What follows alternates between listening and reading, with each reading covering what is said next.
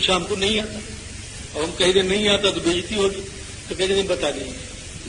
माघे मास से, मैं अपनी बात कह रहा हूँ भाई, और सबकी नहीं आती। माघे मास सीते पक्ष, मुझको कभी कभी नहीं आता, बुट्टा भूल गया। अब वो कहता कि बताओ, अब सोचता हूँ नहीं करूँ तो बेइज्जती होगी, तो क्या करूँ, अच्छा फिर बताऊँ। माघे मास सीते, लेकिन ऐसा नहीं है, मैं अभी सुनाऊंगा, अभी बताऊंगा। माघे मास सीते पक्षे, माघ शुक्ल पक्ष दिया गया ना। राम जी रामायणम प्रयत्नतः नवाहना किल श्रोतव्यम सर्वधर्म फलप्रदम। माघ मास के शुक्ल पक्ष में रामायण सुनना जरूर चाहिए, सर्व धर्म का फल मिलता है। तुम लोग बड़े भाग्यशाली हैं, आप लोग बड़े भाग्यशाली हैं, बहुत भाग्यशाली।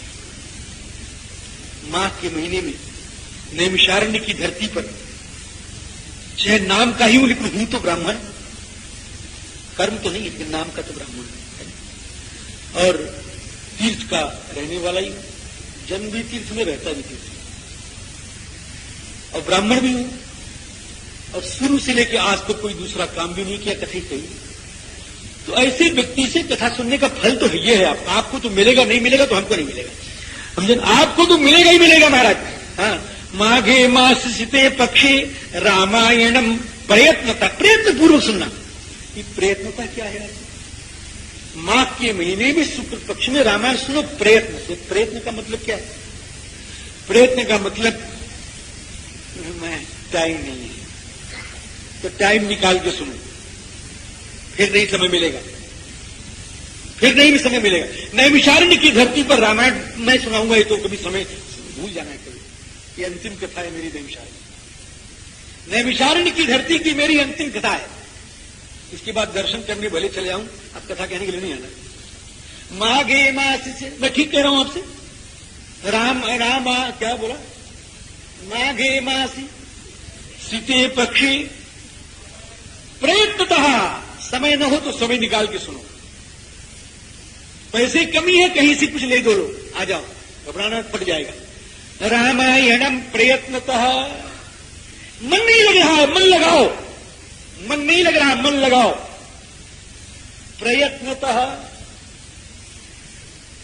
मारे कथा तो क्या प्यारा, प्रयत्नतः दिखाइए, रामायणम प्रयत्नतः, प्रयत्न पूर्वक सुनिए महाराज, मन नहीं लग रहा, लगाओ। राम जी बागे मासते पक्षे रामायणम प्रयत्नतः नवान्ना किल श्रोतव्यो सर्वधर्म फलप्रदः। विराजी, सर्वधर्म फलप्रदः, संपूर्ण धर्मों का फल मिलने वाला है। ऐसी है श्री रामायण, है ना। एक और सुना दूं, नारद जी ने कहा दो तो तुम्हारे मन से सुना, एक मेरे मुंह से सुन लो, फिर समाप्त करूं। क्या बोलिए महाराज? मैं अपनी नहीं समाप्त कर रहा हूं, नारद जी कह रहे मैं समाप्त करूं। राम जी, एक बहेलिया था, उस बहेलिये का नाम था लुब्धक। लुब्धक था उस बहेलिये का नाम। वो सौबीर नगर में रहता था, और श्री राम जी बड़ा धनवान था, वो बड़ा धनवान था, सर्वैश्वर्य समन्वितम, बहुत अच्छी, बहुत धनवान था, बहेलिया था। वो एक राम मंदिर में गया, श्री राम जी एक राम मंदिर में गया। और राम मंदिर में काहे गया? चोरी करने के लिए गया, चोरी करने के लिए। ये मंदिर में लोग, अरे भाई शांत, मंदिर में गया और चोरी करने के लिए गया, मंदिर में गया चोरी करने के लिए गया। मंदिर में लोग चोरी करने के लिए जाते, चलिए पहुंच जाते हैं, मंदिर भी नहीं छोड़ते महाराज, पहले भी नहीं छोड़ते थे, एक तो कथा पहले की। मंदिर में गया, चौर्य लोलुपहा। वहां पर एक महात्मा थे उत्तंक महाराज, उसने देखा ये तो देख लिया, चोरों की मनोवृत्ति है, देख लीजिए ये चोरों की मनोवृत्ति। उसने देखा, इसने तो देख लिया, अब इसको तो छोड़ो मत। छाती पर रखा पैर और मारने के लिए तैयार हुआ। उत्तंक महाराज कहते हैं, अरे ये बड़ी ये कैसी साधना कर रहा है दुष्ट, मनुष्य को साधना करनी चाहिए, मुझको मार रहा है। अरे कह मनुष्य तो साधक ही है हो, कि भो भो साधो प्रथानाम तुम हनिष्यसि निरागसम। अरे साधो, तो साधु थे ना, तो सबको साधु समझते हैं, चोर को भी साधु समझते। हाँ, फिर रुक जा, कोई बड़ी ऊंची दृष्टि है, कोई बड़ी ऊंची दृष्टि है, सबको अच्छा समझो, सबको अच्छा समझे। क्या ये महात्मा है? हमारे हमको नहीं जसता महाराज। अरे यहां तो ये कहा गया है, सियाराम में सब जग जानी, करो प्रणाम जी सारे संसार को सीताराम में समझो। अरे तो सीताराम में समझो तो कम से महात्मा को महात्मा तो समझो। जब यही नहीं पूछो तो वहां कैसे पूछोगे? भो भो साधो, अरे साधु, हे संत, हे संत, हे साधु, रुक जा रुक जा, क्यों मुझको मारे? मेरे तेरा क्या बिगाड़ा? अरे ऐसे कह रहे महात्मा, किम अनिश्यसी निरागसम, निरागसम निरपराध, मैंने तेरा क्या अपराध किया? मैंने तेरा कुछ चुराया नहीं, मैंने तेरे को मारा नहीं, मैंने तेरे को गाली नहीं बकी, तू मेरे को क्यों मारने जा रहा है? तो मैं तो तेरे को मारूंगा। तू मेरे को क्यों मारेगा? कहे मंदिर की चोरी कर लूंगा, तो चोरी कर ले लेना। तो क्या तुमने देख लिया? यहां देखा तो है। तो कोई आएगा तुम बताओगे उसने चोरी कर, मैं बताऊंगा उसे, तो बोलूंगा तो इसलिए मारूंगा। क्या बड़ा अपराध करेगा? क्या अपराध? अपराध रहने दे, चोरी तो सोने तो ले जाऊंगा। तो सोना ले जाके क्या करेगा? क्या मेरी पत्नी है, मेरे बच्चे हैं, उनको खिलाऊंगा। तो कितना बड़ा पाप कर्म करेगा? क्या होने दो पाप, मेरी बीवी तो खुश हो जाएगी, मेरे बच्चे तो खुश हो जाएंगे, रखे रहो अपना पाप, हमको पापों को नहीं देखना। आप देखेंगे अपनी बीवी बच्चों को देखेंगे, वो खुश हो जाएंगे। तो पाप कर रहा है, फल तो तू ही भोगेगा, तेरी बीवी नहीं भोगेगी। कैसे नहीं भोगेगी? खाएगी तो भोगेगी। तो जरा पूछ किया जाए। अब इसमें लिखा नहीं है, लेकिन मुझे मालूम पड़ता उसने कहा ऐसा, तो शायद पूछ के आया होगा और आकर के चरणों में गिर पड़ा। बीबी ने कहा, मैं मुझे जहां से मैंने खिलाओ, चाहे चोरी करके लाओ, चाहे कथा करके लाओ, मैं तो खाने की हकदार हूं, तेरे पाप की हकदार मैं नहीं हूं। आकर के चरणों में गिर गया, महात्मा मुझको क्षमा करो। कलिकत प्रांजलि प्राह क्षमस्वी पुनः पुनः, मेरा कल्याण कैसे हो महात्मा, मुझको ये बताओ। नहीं बड़े अच्छे, नहीं कहते मुझको तो एक ही चीज मालूम है, बच्चा और कोई साधन मुझको मालूम नहीं है, किसी और के पास चले जाओ। कहने मुझे तो आप बताओ। कि बेटा मुझको तो यही मालूम है कि रामायण की कथा सुन। क्या अच्छा फिर आप ही सुनाओ। ये अच्छी बात है, ये दे लगा लगा, दे भी दे और लगा भी दे, चल मुझे दे भी दो भी और चले घर में मेरे पहुंचा भी आओ। क्या अच्छा आप ही सुनाओ। क्या अच्छा भैया सुन ले। साधु साधु महाप्राज्ञ मतस्ते विमलोज्वला, महात्मा कहने लगे तू धन्य है, तू धन्य है, तेरी बुद्धि कितनी अच्छी है। लोग सुनते सुनते बुद्धि हो जाते हैं, उनके समझ में नहीं आती, और तूने एक आवाज में सुन लिया और समझ लिया, तेरी मति निर्मल हो गई, इसलिए तू धन्यवाद का पात्र है। तुझको मैं जरूर सुना। सुनते तो सब है, सुन करके समझते कितने लोग। भागवत में कथा आती है, महात्मा कोई बढ़िया कथा आती है, भागवत के विद्वान लोग यहाँ बैठे हुए बताते हैं, जानेंगे तो मैं तो ऐसे कह दे रहा हूं। तो भागवत में कथा आती है कि एक संत ने बहुत लोगों को कथा सुनाई महाराज, और कथा बहुत लोगों ने सुनी राम जी, लेकिन विमान एक के लिए आया और सबके लिए नहीं आया। भागवत के माध्यम कथा लिखी हुई है ना ऐसी कथा, देखो ये लोग कह रहे हैं। तो महाराज जी विमान सबके लिए एक के लिए आया, तो कथाकार ने बड़े महात्मा थे महाराज, उनका नाम था गोकर्ण जी। धुंधकारी तो तर गया। गोकर्ण ने पूछा महाराज कथा तो सबने सुनी, धुंधकारी तरा ये नहीं करे, क्यों नहीं करे? कि कथा तो सबने सुनी है, लेकिन तथा मननम कृतम, कथा तो सबने सुनी है लेकिन मनन सबने नहीं किया है। आप मेरी बात समझ रहे हो ना? इसी तरह से कथा तो सब सुनते हैं लेकिन मनन नहीं करते। मनन करने का मतलब समझे, थोड़ी देर के लिए पशु बन जाओ। आप कभी महाराज ये तो गाली बक रहे हो, गाली नहीं बक रहा हूं, आप हमारे ऊपर डाल दो बेटा तू ही पशु बन जाए, आप मुझको उलट दो। अरे बाबा गाली का मतलब गाली से गाली, हमने तुमको गाली दिया, तुम मुझको गाली दी। लेकिन साधु ऐसा करते नहीं, साधु ऐसा नहीं करते। साधु को तो मारना चाहा तो साधु ने कहा हे भो भो साधु, राम जी पशु बन जाओ। पशु पाता है ना, देखा पाने के बाद हजम हो गया कि नहीं हो गया? पशु को हजम हो गया कि नहीं हो गया? नहीं हुआ। हजम कब होगा? जब बैठ के देखा कि तब हजम होगा। पानी के बाद जुगाली करना चाहिए, तब हजम होता है। हमारे अयोध्या जी बंदर बोलते हैं, यहाँ है कि नहीं, नमशाल में है कि नहीं, है थोड़े हैं, बहुत हो गए, होना चाहिए। जब बंदर नहीं होंगे तो क्या हो गया, बंदर तो होनी चाहिए, बंदर को खूब खिलाया करो। तो राम जी हाँ क्या कह रहे हैं, बंदर बहुत होते हैं हमारे, तुम तो रोज देखते हैं तमाशा। आप इतना रख दो तुरंत खत्म, एक ही बंदर समाप्त हो जाएगा। वो यूं करके हमारा ले लिया साहब। हाँ, आपको ताजुओं को चबाया नहीं, कुछ नहीं किया, सब इतना ले गए। और हम देखते क्या है महाराज जी, वो नरवा जो चबाने के लिए तुरंत मोटा होता है महाराज, तुरंत मोटा होता है। कभी आपने नहीं देखा, देखा तुरंत मोटा होता, वो पाया कि मोटा हो गया। तो क्या करता है बंदर, तो यो करके तुरंत यहां भर लेता है। थैली है वहां, प्राकृतिक थैली भर लेता, बहुत बदमाश में थैली लगवा लेती है, लेकिन वो तो प्राकृतिक थैली, ठाकुर ने लगाया, ठाकुर ने थैली लगाया, वो बंदर सब भर लेते हैं। और भरने के बाद धीरे धीरे बैठ के ऐसे करते हैं। फिर क्या होता है राम जी, सब बच जाता है। तो पानी के बाद ये जो क्रिया है, अगर ये नहीं हो तो पाना व्यर्थ हो जाएगा। सुना तो सबने, लेकिन मनन नहीं किया। सुनना तो पाना है, और मनन नहीं किया तो बचेगा नहीं, निकल जाएगा। मेरी बात सुन, निकल जाएगा। और जब मनन करोगे तो शरीर में भीग जाएगा, ताकत देगा, शक्ति देगा, और शक्ति से परमात्मा मिल जाएगा। कि तू बड़ा अच्छा है, मैं तुझे सुनाऊंगा। और महाराज वाल्मीकि रामायण की कथा सुनाई, और सुनाने के बाद उसकी भी गति हुई। सरकादिकों ने पूछा, महाराज एक बात बताइए, ये रामायण आपने बड़ी बढ़िया बात बताई, ये बड़ी सुंदर चीज है? एक बात बताओ कि ये मैं रेगुलेट करता हूं अपने को, ठीक समय के अंदर आ जाऊंगी, भाग जाऊं। तो राम जी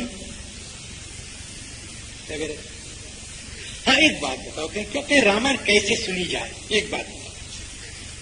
कि सुनने के लिए नारद जी कह रहे हैं कि सुनने के लिए कैसे सुनो जाए, बताऊं कहां कि सबसे बढ़िया बात वहां पर यह भी बताओ कि क्या करता है कि रामायण विधिम चैव सिंहम सुसमाहिता, समाहित होकर के श्री रामायण जी की विधि सुनो आप। स्वर्ग मोक्ष विवर्धनम, स्वर्ग और मोक्ष का पोषक है ये ग्रंथ। सबसे पहली बात है, इसको कैसे सुनो, स्वयं च बंधु विसार्धम श्रुणुयात, स्वयं सुनो और जितने लोग सुन सके उनको सुनाओ। स्वयं च श्रुणुयात बंधु भी सह सुनिया, जितने लोगों को बुला सको। क्या उसको तो मैं नहीं बुलाऊंगा, उसकी तो मेरी दुश्मनी है। अरे इसी से दुश्मनी समाप्त कर लो ना दोस्त, अब कब मौका मिलेगा इससे बढ़ के, जाओ कह दो हमारी दुश्मनी खारिज, आओ चलो। स्वयं च बंधु विसार्धम श्रुणुयात, और कैसे सुने, सुन रहे हैं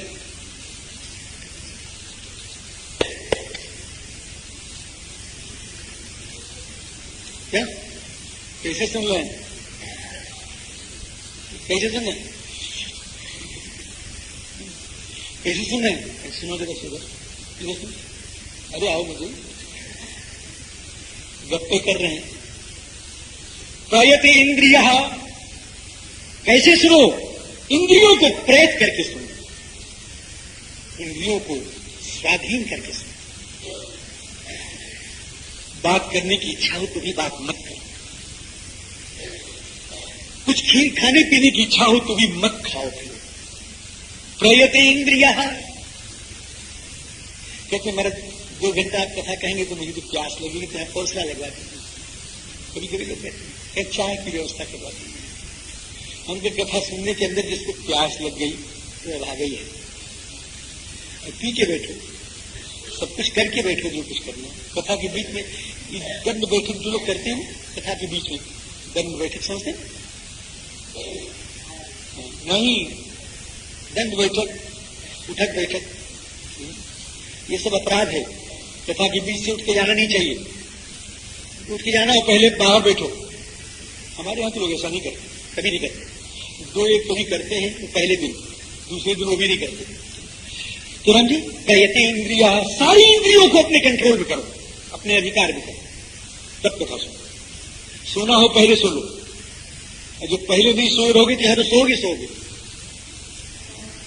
यहाँ सोओगे तो बढ़िया जाके कचरकूट में जेबे यहां तक आप समझोगे नहीं। यहां तक फलाहार कर लिया, यहां तक भोजन कर लिया, अब यहां बैठोगे तो तुम नहीं करोगे तो हम करेंगे। प्रयते इंद्रिया, मैं शास्त्र की व्याख्या कर रहा हूं। प्रयते इंद्रिया, ये सब प्रयतेंद्रिय हमें आ रहा है। इंद्रियों को अपने अधिकार में रखिए। भोजन लघ्वाहार करिए, अल्पाहार। कथा सुनने के बाद जाओ तो मुझे पाओ पादसो। ये कथा के कहने के पहले मिले तो भी मत पाना, मिले तो भी मत पाना, एकदम। प्रयते इंद्रिय लघ्वाहार,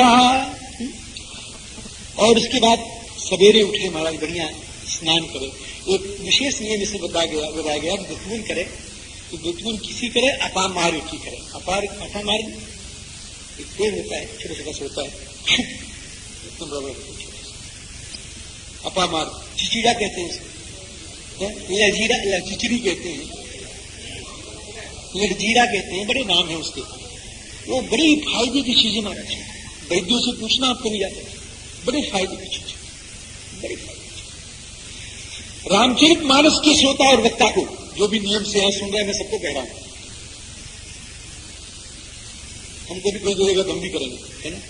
तो लेकिन हम तो पराधीन है, तो भाई होती नहीं होती। लह चिचड़ी, लह चिचड़ी, लह चिचड़ी की दुत्मन करें, उससे जीव का प्रक्षालन करिए, है ना। ये एक नियम बताया गया, लिखा है राम जी। तो लह चिचड़ी की अपामार का, अपामार से दंतदान करना चाहिए। और इस प्रकार से रामायण की कथा व्यक्ति को सुननी चाहिए। प्रत्यहम दंत शुद्धिंच अपामार्गस्य शाखया कृत्वा स्नायीत विधिवत राम भक्ति परायण। और इस प्रकार से रामायण जी की कथा सुननी चाहिए। और प्रधान पूजन इसमें श्री रामायण जी का, और पूजन का कोई इसमें उल्लेख नहीं है, लेकिन पूजन तो सबका करना ही चाहिए, पूजन तो सबका करना ही चाहिए, लेकिन महात्म्य में और पूजन का कोई विधान नहीं। श्री राम जी का, रामायण जी का पूजन इसमें विशेष महत्वपूर्ण है। और उसके पूजन के बगैर सवेरे कार्य आरंभ करना भी नहीं चाहिए। ये कहते हैं महाराज गौरी गणेश हम कर रहे हैं, आप पाठ शुरू कर देंगे, ऐसा होता है, लेकिन ऐसा होना नहीं चाहिए। भगवान राम का पूजन होगा कि राम पूजन, राम जी के पूजन के बाद, रामायण जी के पूजन के बाद ही रोज पाठ आरंभ करना चाहिए। और रामायण जी की पुस्तक का रोज नित्य भगवान मान के पूजन करना चाहिए। इस प्रकार से इस कथा को सुनना चाहिए। और ये कथा जो है श्री संत कुमार जी महाराज को नारद जी महाराज ने सुनाया। इस प्रकार महात्मा की कथा अब समाप्त हो रही है और आगे श्रीमद् वाल्मीकि रामायण कथा आरंभ हो रही है। थोड़ा आज कहेंगे, है ना, और कहने के बाद अभी कम से कम आधी घंटा होगा, तो बहुत अशांत हो तो जा भी सकते हैं, आधी घंटा भी होगा।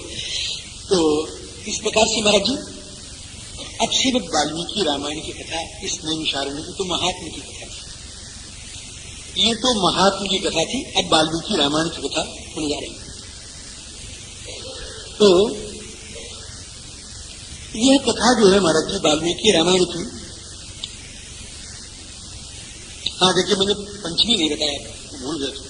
चैत्रे माघी कार्तिके च पंचम्याम अथवा रजेत, पंचमी से शुरू करना चाहिए। श्रीमद् वाल्मीकि रामायण महर्षि वाल्मीकि ने बनाई है। कैसे बनाई, क्या बनाई, ये सब तो आपके सामने अभी आएगा। वेद वाङ्मय के बाद तो सबसे पहला काव्य है, काव्य है, इसलिए इसको आदि काव्य कहते हैं। और लोक भाषा के, संस्कृत लोक भाषा, इस भाषा के सबसे पहले कवि श्री वाल्मीकि जी महाराज, इसलिए उनको कवि कहा जाता है, आदि कवि कहा जाता है। और कभी ये अभिधा भी वाल्मीकि जी के बाद ही हुई, ऐसा किसी एक कवि ने कहा, बड़ा बढ़िया कहा कि वाल्मीकि जी आए तो कवि हो गए। देखो संस्कृत में बहुवचन होता है, एक तीन होते हैं, एक दो, एक वचन, द्विवचन और बहुवचन। रामा रामो रामा, एक वचन, द्विवचन, बहुवचन होता है। हिंदी में दो ही होते हैं। तो राम जी एक वचन क्या है? कवि। और द्विवचन क्या है? कवि।